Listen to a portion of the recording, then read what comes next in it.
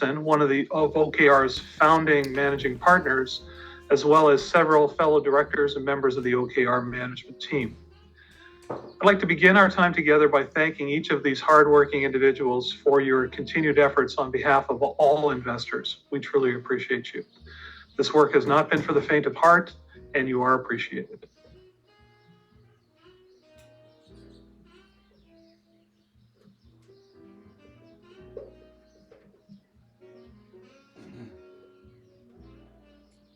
John, you're muted again. Sorry.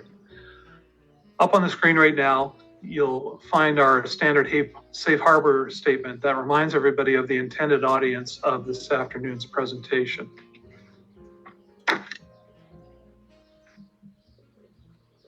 During our time together, we're covering three major areas. First, a quick summary of some key history and an update on the progress that's been made to date. Second, we'll provide information about our efforts in turning the funds around and our plans for moving forward. And then finally, we wanted to inform you about our communication plan for the balance of 2024. At the conclusion of the presentation, we will address a number of frequently asked questions that have been coming to us over these recent months and weeks.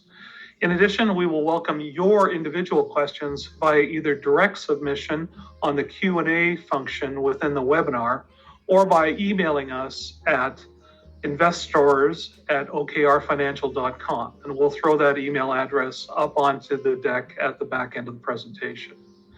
We'll compile our answers to your questions and return that information to all investors on Friday, May 3rd, 1 week following our last presentation to all investors. Just a reminder that information that is subject to litigation or would place OKR at a competitive disadvantage cannot be shared with investors. We thank you for your continued patience and remain acutely aware of your desire for information that can help you assess your investments in the funds.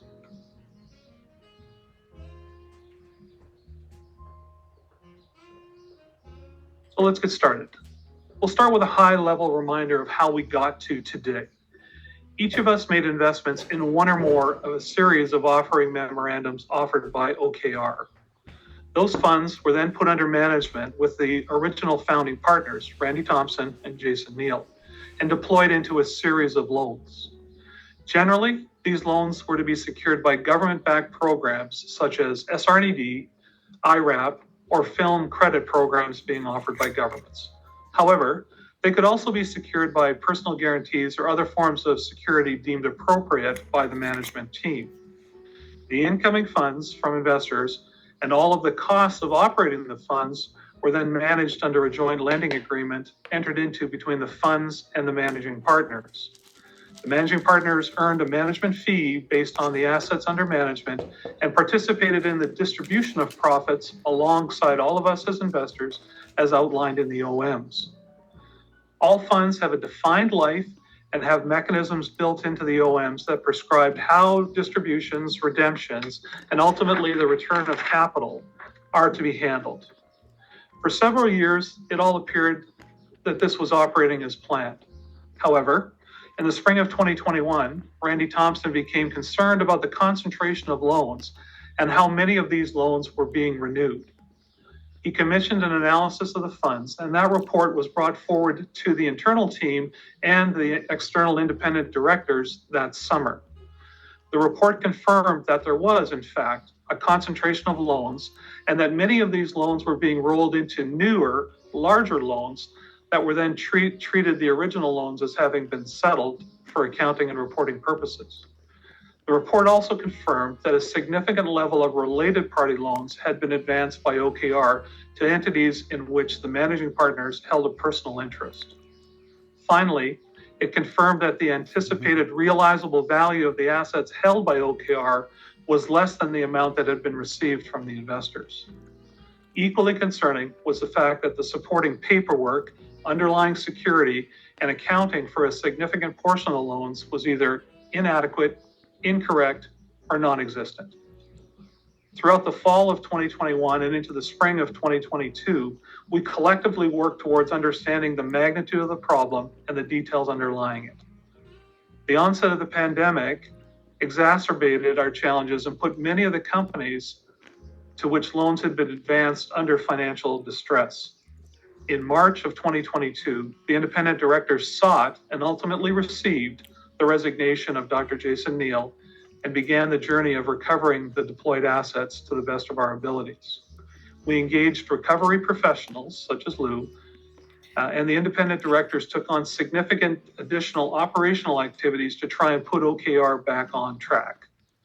This was intensive, high-risk work, and I can't thank Lou and my fellow directors and staff enough for saying yes, when quite frankly, the easy answer at that time would have been to say no.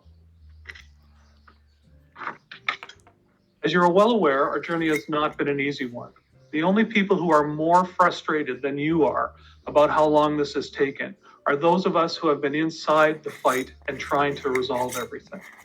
Unfortunately, the battle has been made more challenging by the lack of cooperation that we received from borrowers, from those of whom we have lent the money to, the former managing partner, and the lack of recovered funds available to pay for things such as staff, lawyers, auditors, and insurers. The good news is, thanks to the efforts of everyone involved and the small remaining team at OKR, the restructuring of the loan tape is substantially complete. The bad news is that to do so, we've had to accept extended payment terms and realize investment recoveries that were less than optimal for OKR and how the funds were structured. That part of the journey is now over. As I've communicated to you before, this is a turnaround. This is not a windup. This is a turnaround. This is not a windup.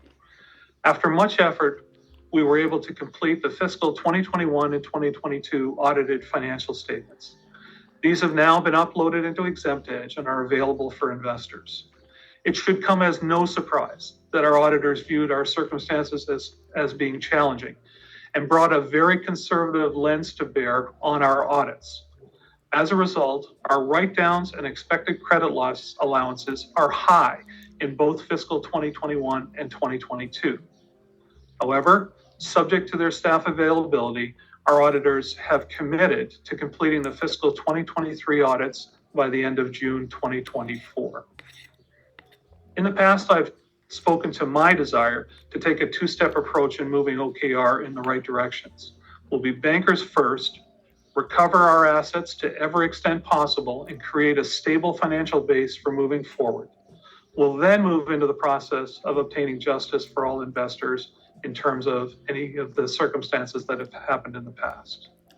Today, I can report that Dr. Jason Neal and our previous CFO, Mr. Bill Green, have been served with a $75 million statement of claim, and that lawsuit has begun. The details of the statement of claim are available online through the normal course postings of actions with the Court of King's Bench. And I would encourage folks who are interested in those actions to search out the information through the regular process. So that's the historical piece. What I'd now like to do is hand over the balance of the presentation to Lou to talk about where we're going from here. Over to you, Lou. Thanks, John. I met some of the people on this call, but not all. So a little bit about me, maybe just to begin. On or about May 1st, I'll start my tenure as the Chief Restructuring Officer at OKR, reporting to the board. But I've been in the turnaround business since about 1999 and in the fund optimization business since 2020. Fund optimization is a euphemism for the turning around of underperforming funds on behalf of their LPs and their investors. My background is I came up through technology, telecommunications, through a variety of different types of roles. In the early part of my career, I was building companies. But as I say, since about 1999, I've been focused on turning around companies that have gotten themselves into a bit of trouble. And I'll tell you that the 4 rules that I live by in a turnaround are: 1, get your arms around the cash. Meaning that the first task is always to make sure you understand what money is leaking out of the organization from where, and plug those holes in order to give yourself as much fuel or oxygen as you could possibly preserve for the turnaround itself. Secondly, Second rule of a turnaround is get the poison out. And what that means is that the staffing of the organization is critical. In the case of OKR, it's whittled down to a very small skeleton staff today. But the rebuilding of that with the right people with the right skills is going to be critical going forward. Third rule of a turnaround is it needs to be funded. And that has been a problem in terms of the initiation of that initiative here at OKR for a while. The working capital situation, as John was describing, has been a big problem for OKR. But we do have a line of sight now on most of the collections restructured so that we have a dependable source of inflows now in which to start to build. And the fourth rule of turnaround is that time is the enemy. Again, this has been a challenge for OKR until this point in time, but the key here is to move quickly and decisively and with a number of initiatives in parallel, and I'll describe those to you here in a moment or two. Last point I want to make before we move on to talking a bit about the plan for the turnaround. The CRO role is intended to be a corrective one, not a permanent one, meaning that I view my role here, at least initially, to be one to get the ship back righted and pointed in the right direction.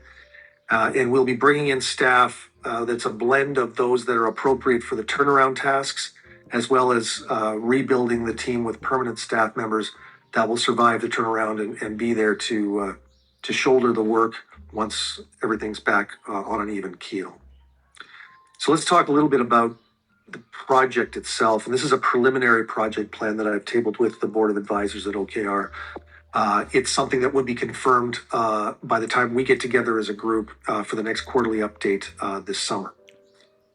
The idea here is to work from the inside out, focusing initially on the rebuilding of the underlying operations and infrastructure in order to be able to achieve stability going forward.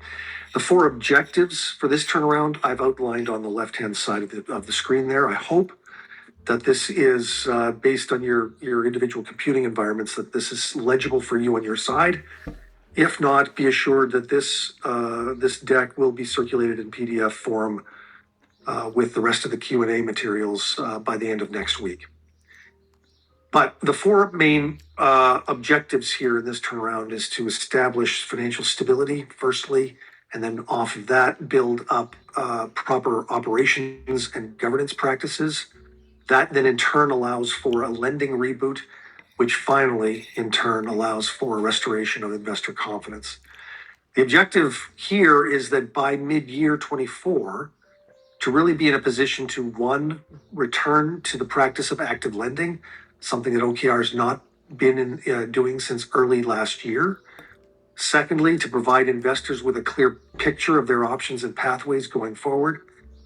And thirdly, to begin to capitalize on some of that external interest that remains for further investment into the funds and to build this thing back up to a position of strength, operating as it should be.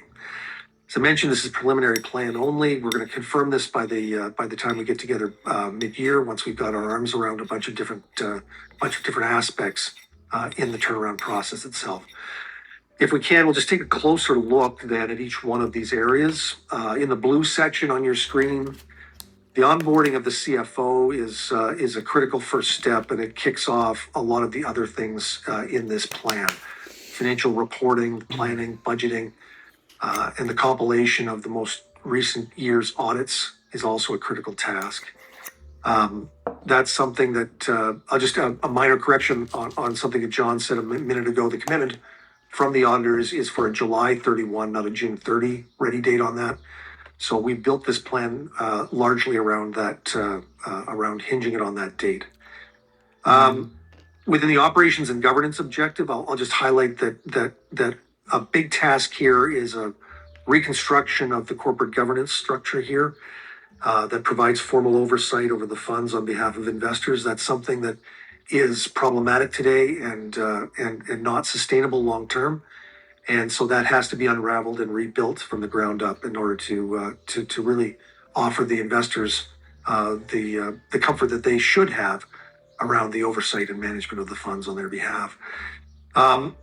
thirdly, the reboot of lending. So this turnaround fails if it doesn't actually get OKR back in the business of generating profits from its lending activities. And so we'll be taking a no sacred cows approach to the redesign of the products themselves, but also the underlying processes by which loans are extended, managed, and collected at the end of the day. Something that I think the folks at OKR are getting tired of me saying is that, contrary to intuitive sort of belief, OKR should not be in the business of lending money, but rather in the business of collecting money back. That's where the profits happen, and it's something at which OKR has not had a real competency up until this point in time. All of those activities then lead us to the gray bars at the bottom of your screen there, and that's really the stuff that's of greatest concern, understandably, to the folks on this call. And we should be able to, in parallel here, be able to come back to the investors by the time we get together next, with all of that work under our belts, provide options and pathways for how to treat their investments, as well as begin to capitalize, as I say, on interest in putting more gas in the tank from outside. So let's talk a little bit about, this timeline here starts in February and works till December. Let's talk about the stuff that's happened up until today's date and where we're at with stuff that's been in progress that I've been managing sort of from the side of my desk without the formal mandate underway. One of the things that we've been able to do is me and my team have been able to take a very close look at the historical performance of all of the loans in the loan tape at OKR. And a couple of things jump out at you from that analysis. The first is that if you bucket the types of loans into government-funded program loans, this would be SR&ED, IRAP, and other sort of secured government assets or tax credits like that. That's the core business at OKR. That's where it all started. That GFP loan tape will separate, let's say, from the commercial loan tape, something that OKR got into later in its history, which was providing term loans, lines of credit, and other sort of commercial vehicles, such as the more broader vehicles like that. And then the third bucket is I think everyone's well aware that there are a number of related party loans that sort of fall outside the definition of standard lending practices. And when we take those and look at those three buckets separately, one of the things that you see is that the GFP loan tape is the best performing of those three groups. It has a cash on cash as well as an internal rate of return that's positive in both cases, but disappointingly, it doesn't quite measure up to the cost of capital that OKR has within it. So very difficult, obviously, and in fact, in an aggregate, OKR has not turned a profit on any of the loans in that group since inception. There are a couple of notable exceptions, a couple of bright spots. We'll talk about those in a second, but as a group, the GFP program has done the best, but not enough to meet the cost of capital within OKR.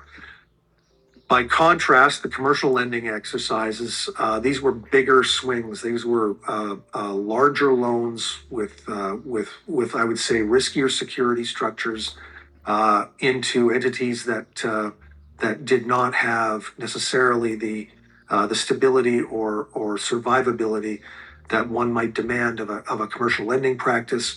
And for the most part, they did not pan out. The returns in aggregate on that were very bad. And then obviously, I don't think I'm telling anybody anything they don't already know here on this call. The related party loan tape was a significant drag on the performance of the entire loan tape for OKR. Now, that's the bad news. The good news is that if you take the subsets of those loans that at the time of lending matched up with those criteria that, in retrospect, we can identify as having the highest correlation to overall performance. And the GFP loan tape, as an example, that would be those loans where they are not a first-time claimant for SR&ED, as an example, or they have a consultant involved in the preparation of their claim. and they have a loan to value in the loan that is within the boundaries of the offering memoranda that OKR put out when they solicited money from their investors. And that they had a revenue stream, a run rate from a top line perspective that was greater than the total annualized, greater than the total loan values themselves.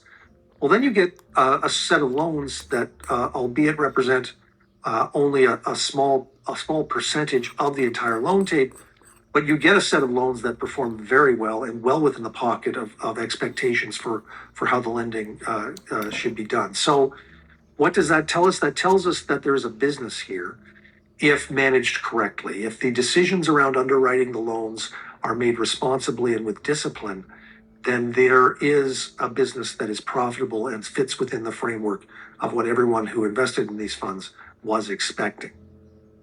Further, we're not at the end of job yet on it, but we've begun the process of conducting a reassessment of the overall market opportunity. And the market opportunity space, certainly within the GFP arena, is very, very encouraging. There is, within the service addressable market that OKR could be expected to address, there is a wealth of opportunity there that, despite the appearance of new competitors since OKR's inception, and in spite of I would say a more competitive pricing and terms environment, is one that would welcome and would support OKR in making profits within that space. So we're very encouraged by that. Initially, we're working on completing that opportunity analysis over the next few weeks rather. Sorry, but all signs are green right now with respect to how that looks. Now, the other work that, of course, is still underway is the collections and restructuring and the monitoring of those activities. Contrary to previous practice, going forward from May 1st, we are not going to be in the practice of describing in detail any one or many of these specific collection practices. As you can probably appreciate, given the nature of the beast of the companies to which OKR has lent in the past, there is a high degree of unpredictability, and there's a number of shocks to the system that happen regularly. And as such, when you zoom out and take a look at it over a longer period of time, tremendous confidence in the collectability of these loans. But the further you zoom in down to the quarter or the month by month basis, the more unpredictable the timelines kind of become with respect to many of the borrowers within that tape. So, rather than get people's hopes up and engage in the practice of overpromising and under-delivering, we're not going to talk about that anymore. So that preliminary plan is the other thing on the slide here. We've obviously, as I mentioned before, this preliminary plan has been tabled with the support of the OKR advisory board, and we're proceeding with this, or will be proceeding with it once we're fully engaged here on May 1st or thereabouts, and keep going from that point forward. Now, what can you expect between now and the next quarterly update? A number of things. So we're looking to have the key staff hired. I've got a verbal commitment from a turnaround CFO with whom I've worked on several occasions in the past, with a large degree of fund management experience as well. He's agreed that once I'm on board in earnest, he's happy to come on board. He'll start off as in a fractional capacity, and we'll expand as required. And we've also engaged a recruiter on a slow burn basis, but to actually get ourselves a VP of lending to head up that initiative within the group today.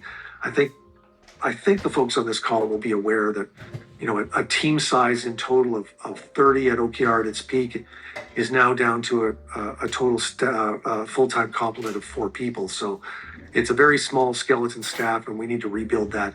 And we'll begin that with getting some critical executive hires in to get going. We'll have by the next quarterly update a tabled set of financial reporting packages, a budget for 2024, dashboards, metrics. all of which will rest entirely on the timing of the engagement of the CFO. Something that again, I think folks are aware, but it's been a significant handicap for OKR for a large amount of time. Just since the departure of Bill Green as CFO at OKR, I from the periphery have observed a cycling of 4 different people in that role, none of whom have had the stomach for the hard work that's really required here to press forward. So getting somebody in that role that's willing to do that kind of work and is happy with doing that kind of work, then that's going to be a critical sort of flywheel for us in getting stuff done and getting it done quickly. We'll have the lending practice ready to go by the time we get to our next quarterly meeting as well. So that means that we'll have the leader for that group in place. We will have the processes redesigned for underwriting and, quite frankly, management of loans once made. That's been an Achilles heel for OKR since the get-go. And we'll also have the products, the services, the offerings redesigned to marry up with what the opportunity actually is in the space today. All of this work is what puts us in a position to actually be able to start to talk in greater detail with the investors about what their options are, what their pathways are going forward. And that'll be the thing that I think this group will look most forward to by the time we get to our next quarterly meeting. All of this again rests on timing wise on having a set of year-end statements for the year ending December 31, 2023. That work will begin in earnest on June 1 and will wrap up on July 31st, according to the commitment of the auditors. So what does this mean for communications going forward? Well, first of all, it's important to say up front that a practice of open communication with investors is not the same as sharing different types, amounts, and quality information with different investors at different times. There's a fiduciary responsibility on the part of the officers and the directors of this set of funds to make sure that all communications to all investors are conducted in a fair and equal fashion. So what will that mean to you? Well, that will mean that we're going to put our energies into putting our head down and our tail up and getting this turnaround done in between these quarterly updates. We likely will not have any information to share with people outside of either these quarterly updates or announcements that are posted through Exempt Edge, and calls and emails into the investor relations team, and or Randy Thompson or myself will largely end up telling you just the same information as what you're receiving today. So my request to everyone is to exercise a degree of patience to the degree you have any left. Exercise some patience with respect to that process, and let us get the work done in between here and there. But what I can say is that we will commit, you can put these in your calendar, these dates, because we'll commit to these being the dates for those quarterly updates. Now, whether they're done in this fashion or whether we do them with in-person meetings in a variety of cities, that's a to be determined kind of thing.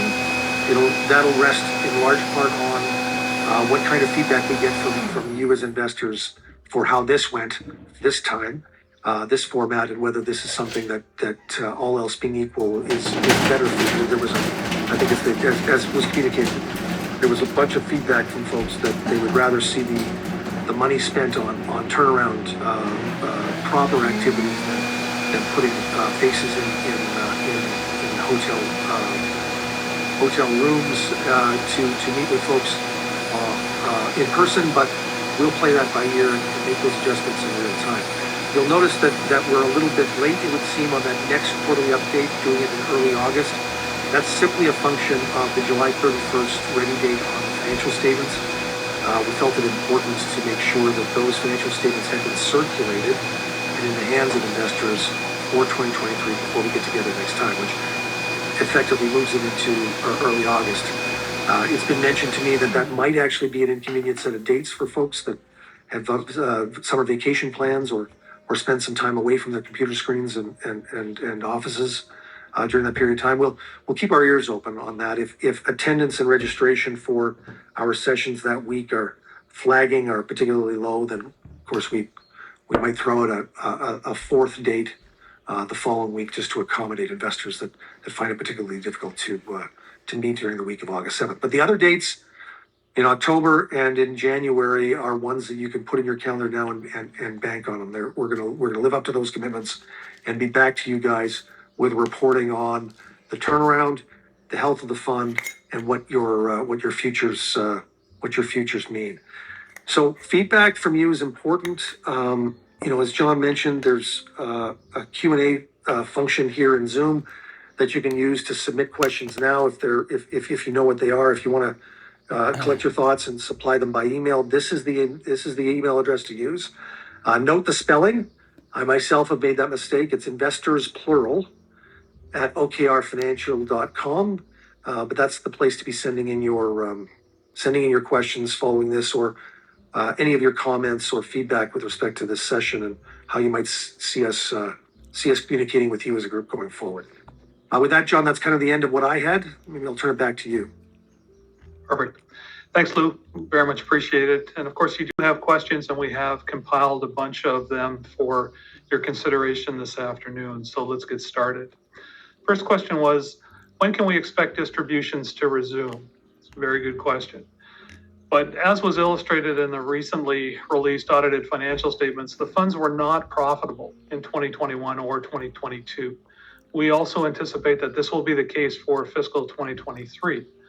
As such, there are no profits available for distribution across these 3 years. However, we certainly are looking forward to a return to profitability and profitable operations as we move forward, and we'll address the distributions of profits at that time.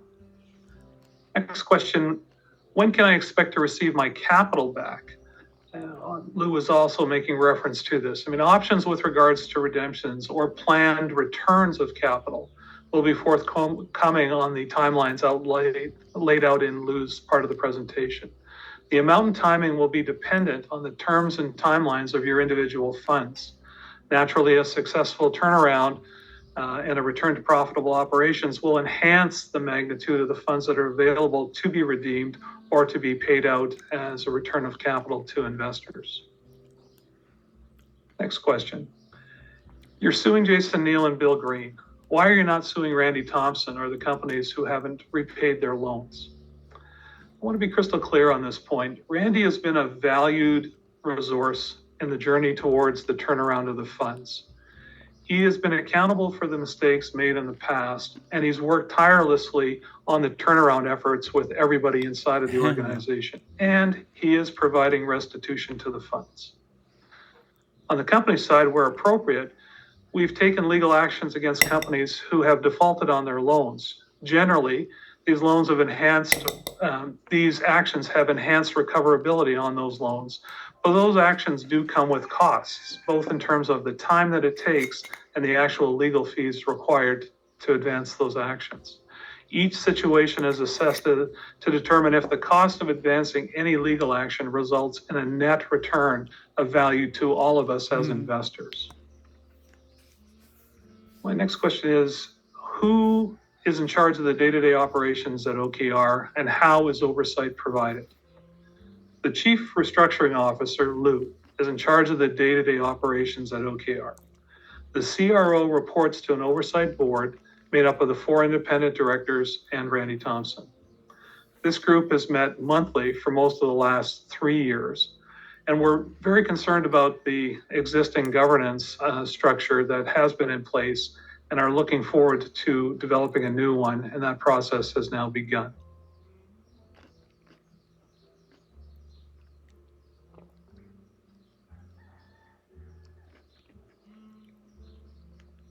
Sorry about that. Next question. How much has been spent on lawyers and auditors and consultants over the past 3 years, and will there be significant costs going forward? So the details of these costs are articulated in the audited financial statements of each fund. As you can appreciate, the significant historical challenges have made it very expensive to secure auditors engage lawyers, and find talent, as Lou has referenced, to come in and help out at OKR. We expect that a return to normal operations will result in normal levels of these costs, and you can anticipate them to be reducing over time. Next question. Why has this process taken so long? We would encourage investors to review the details of the statement of claim that we filed against Jason Neal and Bill Green. In so doing, you'll discover the horrible state of affairs that OKR was left in upon their departure. With virtually all of OKR's AUM, assets under management, invested in non-performing loans, it was incredibly difficult to marshal the resources to effectively move the organization forward. However, we feel we have now overcome those challenges and are putting all of our attention into moving forward and realizing value for the investors. Next question. Why not put OKR into the hands of a receiver? And that's a good question, but really we feel that the returns to be realized by investors would be higher via operating until the completion of the fund mandates. If our existing loans were being managed by a receiver, we genuinely and truly feel this would give license to the existing borrowers to negotiate lower settlements on their outstanding balances. Again, this is a turnaround, not a windup.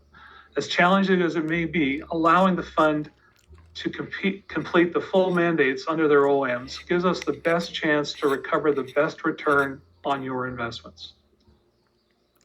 Last question that we'll deal as part of this is, how will suing any party enhance the position of investors? Well, naturally, any net funds recovered via the legal actions that we're taking will enhance the funds available to be returned to investors. And so that's why we would consider that to be an important undertaking.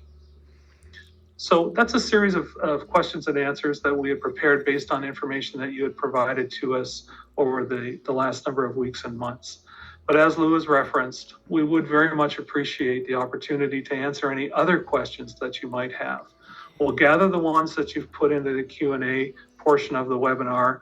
We'll gather the ones that you're going to send us in emails, and then we will send to you, along with a copy of this presentation, our answers to those questions on Friday, May the 3rd. So that concludes our session for today. Again, we thank you for your patience. Hopefully you found this to be insightful and providing you some additional information. And on behalf of everyone at OKR, we wish you a very good afternoon. Thanks, everybody. Thank you.